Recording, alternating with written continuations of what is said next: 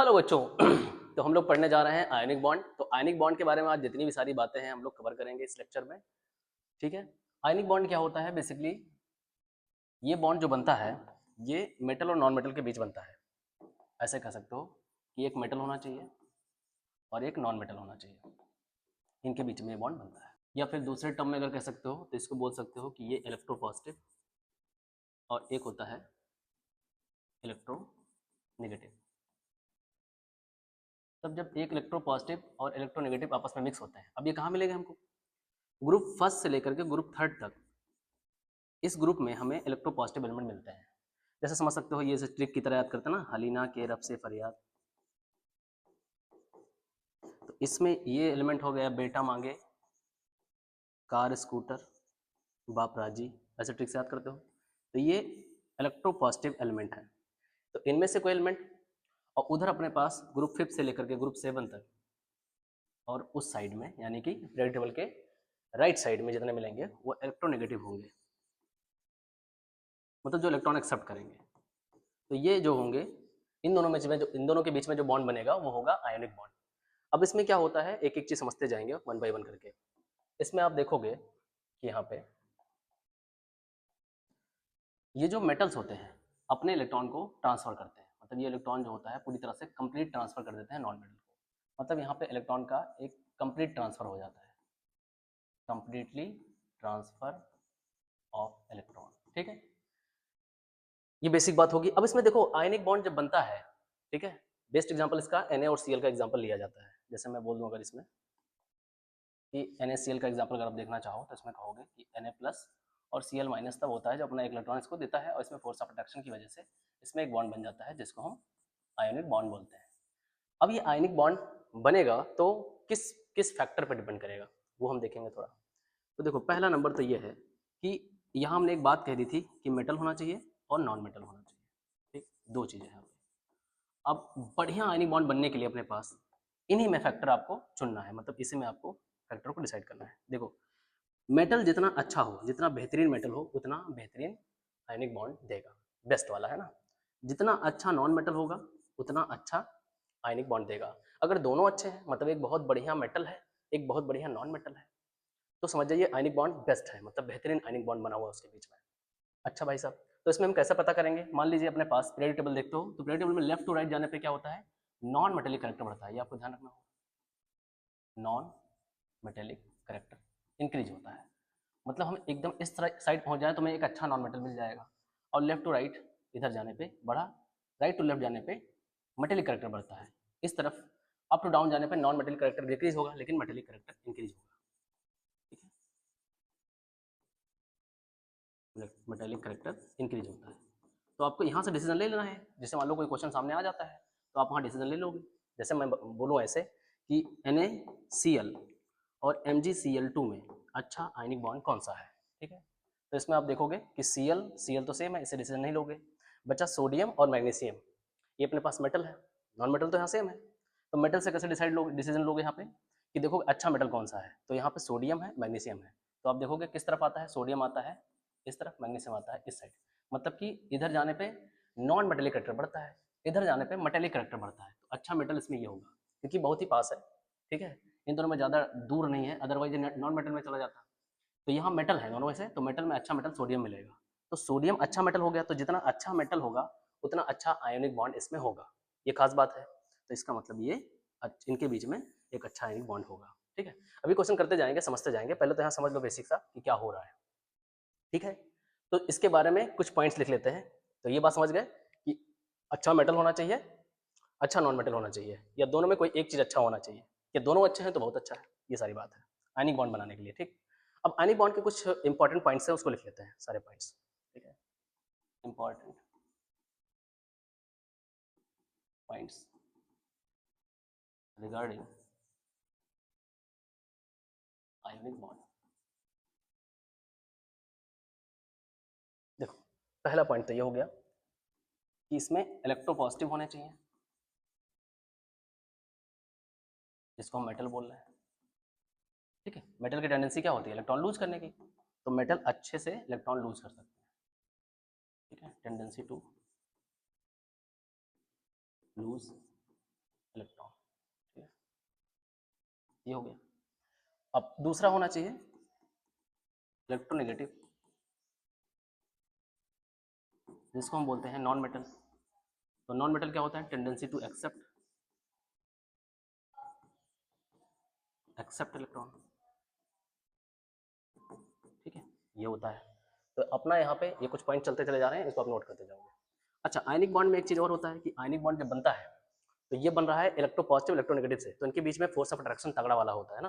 जैसे यहाँ समझने का समझ लो कि जैसे यहाँ पे Na है प्लस और Cl है माइनस, ये दो चार्ज हो गए। तो आपने फिजिक्स में थोड़ा बहुत पढ़ा हो, तो अगर ये चार्ज हम Q1 कहते हैं, ये चार्ज Q2 कहते हैं, तो इनके बीच में अगर कुछ डिस्टेंस है, मान लेते हैं r डिस्टेंस है, तो यहाँ पे एक कूलाम्बिक फोर्स लगता है या इलेक्ट्रोस्टैटिक फोर्स लगता है।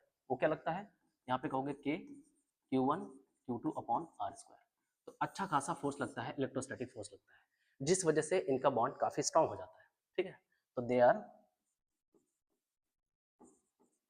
वेरी स्ट्रांग बॉन्ड, ठीक है। In all type of bond, जितने टाइप के बॉन्ड बनेंगे उसमें सबसे स्ट्रांग बॉन्ड माना जाता है all type of bond. Covalent हो, ठीक है, या फिर कोऑर्डिनेट बॉन्ड हो, या फिर कोई भी बॉन्ड हो, मेटेलिक बॉन्ड हो, वंडरवाल हो, कोई भी हो, उसमें सबसे स्ट्रांग बॉन्ड ये होता है, ठीक। अब इसी बॉन्ड को बॉन्ड एनर्जी बोल देते हैं कि इनकी जो एनर्जी है वो बॉन्ड एनर्जी कहलाएगी। तो इनकी बॉन्ड एनर्जी भी काफ़ी हाई होती है, मतलब इनको ब्रेक करने में काफ़ी एनर्जी लगेगी। अब यहीं पे बॉन्ड एनर्जी की डिफिनेशन आ जाती है, तो बॉन्ड एनर्जी समझ लो क्या होता है कि बॉन्ड को तोड़ने में जो एनर्जी लगती है ना, एनर्जी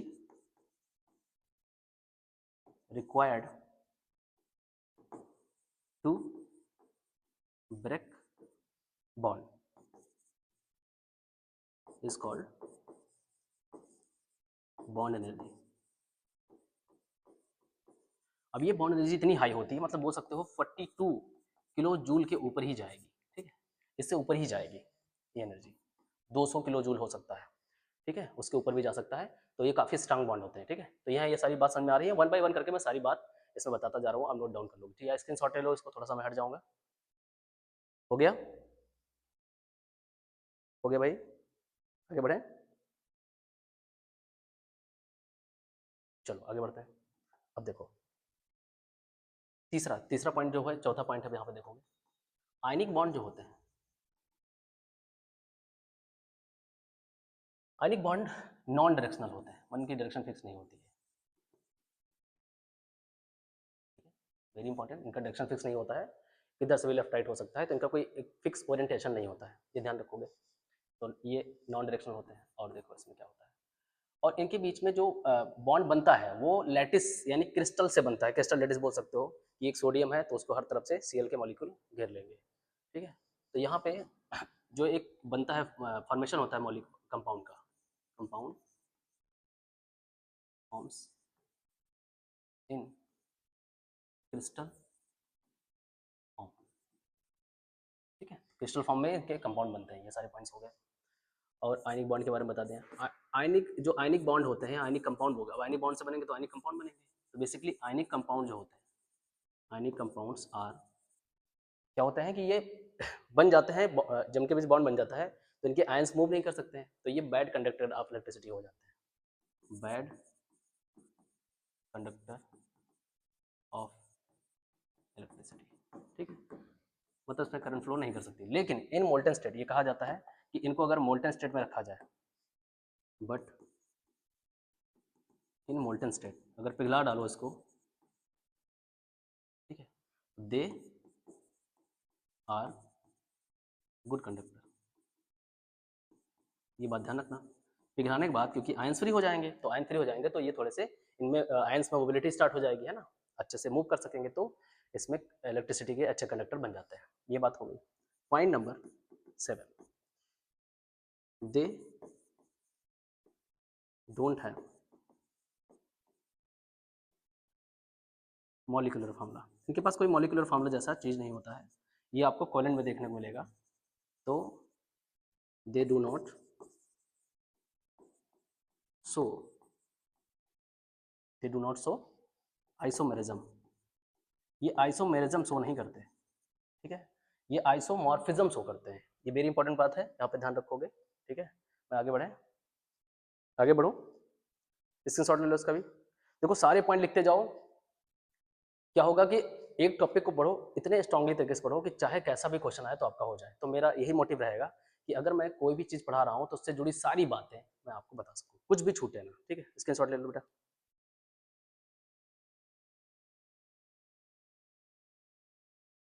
हो गया? चलो स्टार्ट करते हैं। तो आइसोमॉर्फिज्म की बात कर रहे थे कि ये बेसिकली जो भी पॉइंट है आप लिखते जाना बेटा। तो आइसोमॉर्फिज्म क्या होता है ये समझो पहले। ये आइसोमॉर्फिज्म शो करते हैं, मतलब जैसे देखो, जैसे अपने पास अगर थोड़ी सी ऑर्गेनिक केमिस्ट्री की बात करें तो ऑर्गेनिक केमिस्ट्री में क्या होता है कि एक कंपाउंड आइसोमरिज्म शो करता है, मतलब मॉलिक्यूलर फॉर्मूला सेम होता है पर स्ट्रक्चर अलग अलग हो जाता है उसका। ठीक है, आइसोमरिज्म एक अच्छा टॉपिक है, बड़ा टॉपिक है, उसको कवर करूंगा मैं। तो आइसोमॉर्फिज्म में क्या होता है कि इसमें ऐसा नहीं होता है, इसमें सिमिलर टाइप के कुछ हमें हमें जो दिखता है वो फार्मूला दिखता है, मतलब इनके पास फार्मूला होता है, they have formula, they have of same size atoms. इसमें जो एटम होंगे उनके साइज सेम होंगे, ठीक है, और उनसे जो फार्मूला बनेगा वो फार्मूला सिमिलर सा लगेगा कुछ। जैसे मैं कह दूं कि NaCl है, ठीक है, और उसके बाद हम कहते हैं LiCl, ठीक है, LiCl। तो ऐसे कुछ सिमिलर टाइप के इनके फार्मूले नजर आते हैं ऐसे करके, तो ये आइसोमॉर्फिज्म शो करते हैं, आइसोमेरिज्म नहीं। ठीक है, थोड़ा सिमिलर सिमिलर सा लगता है, बहुत ज़्यादा डिफरेंस नहीं होना चाहिए साइज में, ये बहुत इंपॉर्टेंट बात है। ठीक है, तो ये ध्यान रखो, इसी को बोलते हैं आइसोमॉर्फिज्म। तो ये आइसोमॉर्फिज्म शो करते हैं, आइसोमेरिज्म इनके अंदर नहीं होता है। ठीक है, आगे बढ़े, ये पॉइंट हो गया। और पॉइंट सबसे खास पॉइंट है, वेरी इंपॉर्टेंट पॉइंट, इसको बोलेंगे कंपैरिजन के पॉइंट ऑफ व्यू से, कि जैसे यहाँ पे मान लो एक मेटल है और एक नॉन मेटल है, ठीक, मैंने इनके बीच में एक बॉन्ड बना दिया। तो मेटल और नॉन मेटल के बीच में एक बॉन्ड बन गया है, तो यहाँ पे क्या होता है, इलेक्ट्रोनेगेटिव डिफरेंस देखना पड़ेगा। तो यहाँ पे जो इलेक्ट्रोनेगेटिविटी, जैसे ये भी मान लो इसका कुछ इलेक्ट्रोनेगेटिविटी है और इसका कुछ है, ठीक, तो इन दोनों के बीच में जो डिफरेंस आता है, इलेक्ट्रोनेगेटिविटी का डिफरेंस मैं लिख दे रहा हूँ, वो डिफरेंस अप्रॉक्स 1.9 के इक्वल या इससे ज़्यादा होना चाहिए। ठीक, 1.9 या इससे ज़्यादा होना चाहिए, ये आप ध्यान दोगे, वेरी इंपॉर्टेंट। इससे जो है क्लियर होता है कि वहाँ पे बॉन्ड अच्छा बनेगा या फिर आयनिक बॉन्ड बनेगा। ठीक, बाकी एक एक लॉ आता जाएगा इसमें, देखोगे अभी कि आयनिक बॉन्ड एक्चुअल में दुनिया में कोई प्योर आयनिक बॉन्ड नहीं होता है, उसमें कोलन करेक्टर भी आता है जो फजानुल हमें डिटेल में बताता है। इतनी बात आपको क्लियर हो गई है, ये आयनिक बॉन्ड के बारे में सारी बातें हमने यहाँ पे कवर अप कर दी है। ठीक है बेटा, आगे बढ़े। अब बात आएगी कि आयनिक बॉन्ड जो होता है उसको अफेक्ट करने वाले फैक्टर कौन कौन से हैं। ठीक, चलो फैक्टर हेडिंग लगाएंगे, factor that affects ionic bond. तो कौन कौन से फैक्टर हैं जो आयनिक बॉन्ड को हमें देखने को मिलेगा कि वो अफेक्ट करते हैं। तो फैक्टर नंबर 1 आएगा आयोनाइजेशन एनर्जी।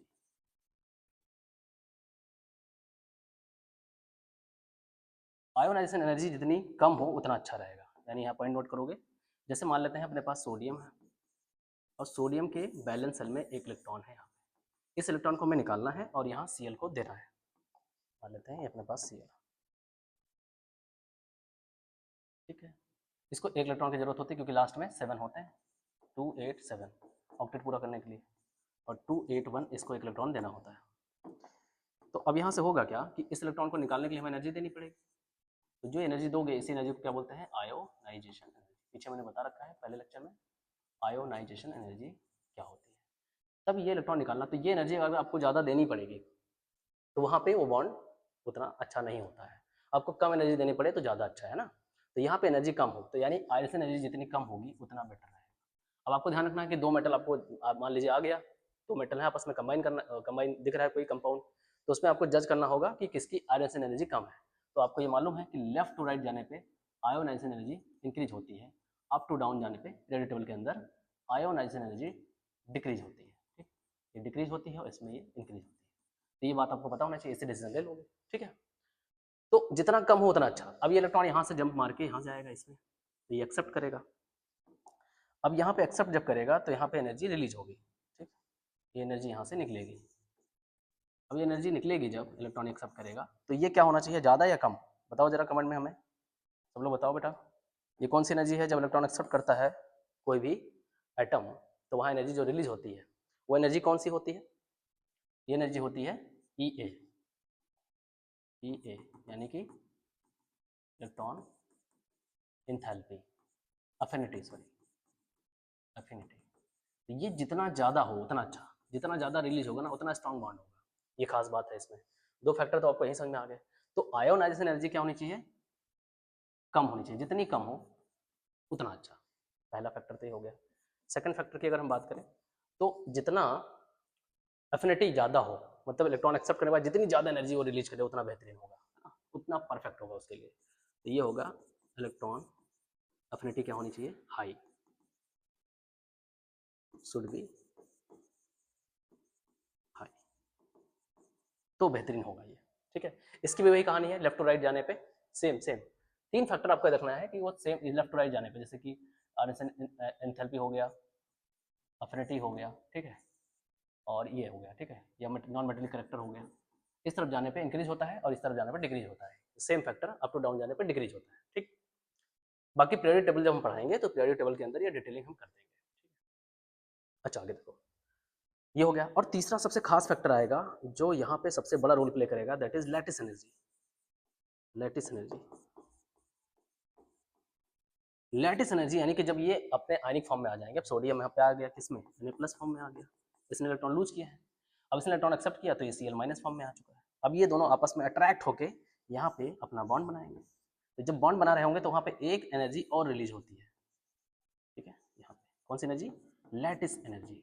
अब ये लैटिस एनर्जी जितना ज़्यादा होगा ना, ये बॉन्ड उतना ज़्यादा स्ट्रॉन्ग होगा, उतना ज़्यादा स्ट्रॉन्ग होगा, उसको तोड़ने में, ब्रेक करने में उतनी ज़्यादा प्रॉब्लम होगी, यानी उतना ज़्यादा हाई मेल्टिंग पॉइंट और बॉइलिंग पॉइंट हो जाएगा। ठीक, तो ये फैक्टर हो गए, यहाँ पे तीन फैक्टर खास होंगे, इसमें हम लोग पढ़ने वाले हैं बेसिकली लैटिस एनर्जी को इन डिटेल। ठीक है बेटा, स्क्रीनशॉट ले लो उसका। हो गया?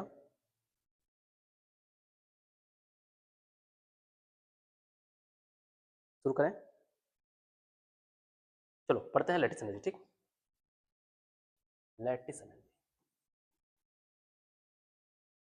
अब लैटिस एनर्जी क्या होता है इसको समझो कि जब भी दो आयंस आपस में कंबाइन होते हैं, ठीक है, टू फॉर्म कंपाउंड, तो वहाँ पे एक एनर्जी रिलीज होती है, that energy is known as lattice energy. अब लैटिस एनर्जी यहाँ पे साफ साफ देख सकते हो, एक तरह से फोर्स ऑफ अट्रैक्शन ही है।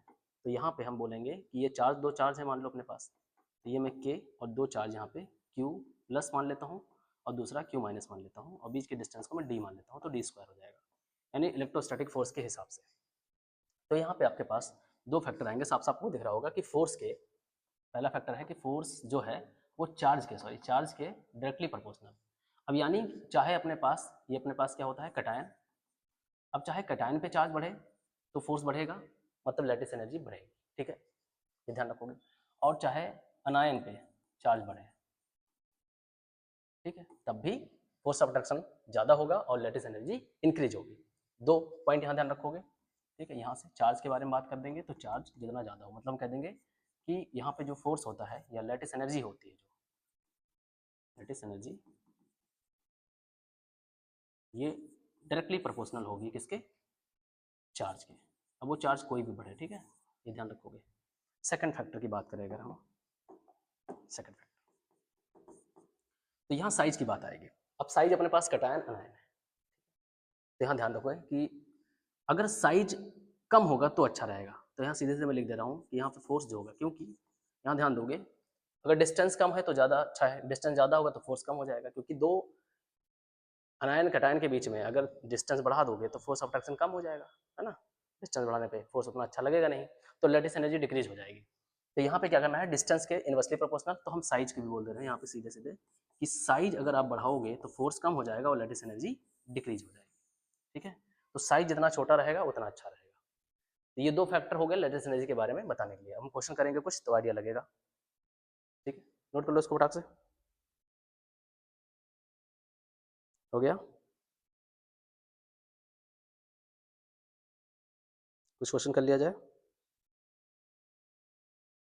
चलो देखो, जैसे यहाँ पे बात आती है कि मैं बोलूँ किसकी लैटिस एनर्जी ज़्यादा होगी, आप लोग कमेंट करें, NaCl, MgCl2 या फिर AlCl3, सबसे ज़्यादा लैटिस एनर्जी किस में होगी? फटाफट कमेंट कर दें, बताएं बताएं, दिमाग लगाएं।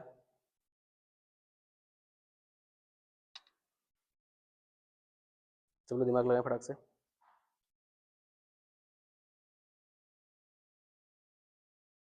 हो गया? चलो आगे बढ़े। देखो यहाँ पे हम देखेंगे कि जो Cl है और Cl है, तीनों में Cl सेम है। नंबर से मतलब नहीं है, ठीक है, नंबर से कोई मतलब नहीं है, नंबर से जज मत करना कि ज़्यादा है। Cl जो है सब में सेम है, नंबर से कोई मतलब नहीं है। अब यहाँ से सीधे सीधे जज करोगे कटायन से, तो कटायन यहाँ देखो सोडियम है, मैग्नीशियम है और एल्यूमिनियम है। तो अब यहाँ पे देखोगे कि साइज से फैक्टर जो है डिसाइड नहीं हो रहा है। यहाँ से चार्ज देखोगे, सोडियम पे 1+ चार्ज और मैग्नीशियम पे 2+ चार्ज और एल्यूमिनियम पे 3+ चार्ज। तभी मैंने बोला कि लैटिस एनर्जी डायरेक्टली प्रोपोर्शनल होती है चार्ज की। तो देखो इसमें चार्ज बढ़ रहा है, तो इसका मतलब इसकी लैटिस एनर्जी सबसे ज़्यादा, इसकी लैटिस एनर्जी सबसे ज़्यादा। ठीक, अब यहाँ से हम डिसाइड कर सकते हैं कि इसमें जो है आयनिक बॉन्ड सबसे तगड़ा वाला है, तो इसमें थोड़ा कमजोर है, इसमें फिर थोड़ा और कमजोर है। ठीक है, इस तरह से हम डिसीजन ले सकते हैं। ये बात क्लियर है? आगे देखें। चलो अगला देखें।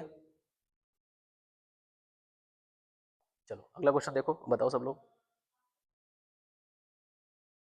NaCl, LiCl, KCl, RbCl, CSCl।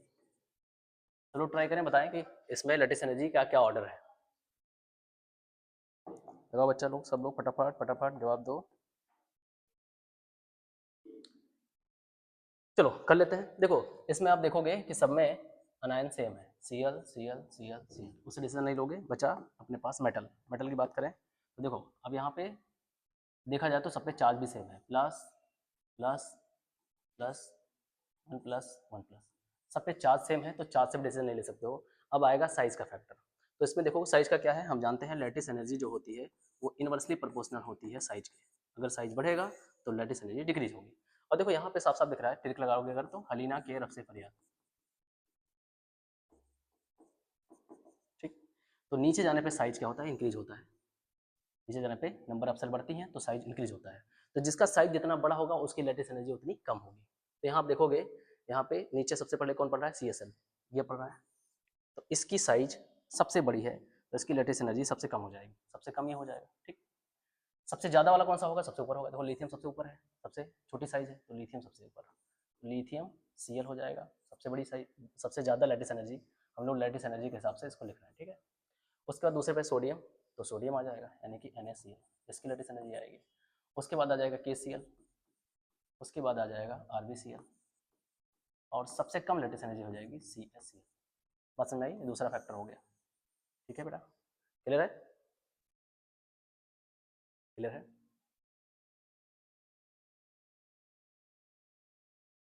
ठीक, आगे बढ़े।